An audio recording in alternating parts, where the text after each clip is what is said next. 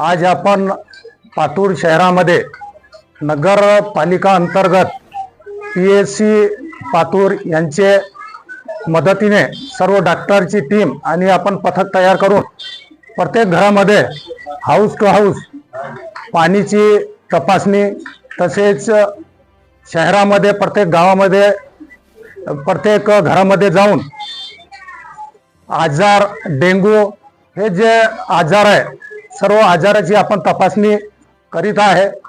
सर्व पातूरच्या शहरामध्ये जे काही नागरिक असतील त्यांना काही ताप वगैरे असतील त्यांना आम्ही आवाहन करतो की आपण PSC मध्ये कॅम्प 4 दिवस ठेवण्यात आलेला आहे।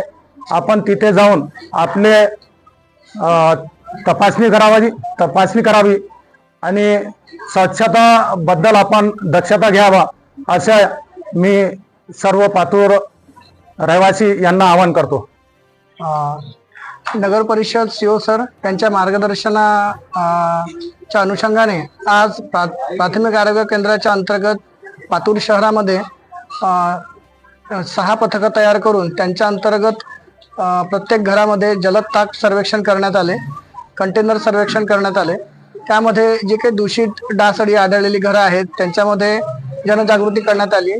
लोकांना पिण्याच्या पाण्याची स्वच्छता आणि परिसर स्वच्छता याबद्दल मार्गदर्शन करण्यात आले आणि लोकांमध्ये जनजागृती निर्माण हो याकरता कोरडा दिवस पाळण्याकरता लोकांना आवाहन करण्यात आले, जेणेकरून जे काही डासांपासून होणारे डेंग्यू, चिकनगुनिया, मलेरिया हे जे आजार आहेत याच्यामध्ये रोकथाम करण्यामध्ये मदत होईल।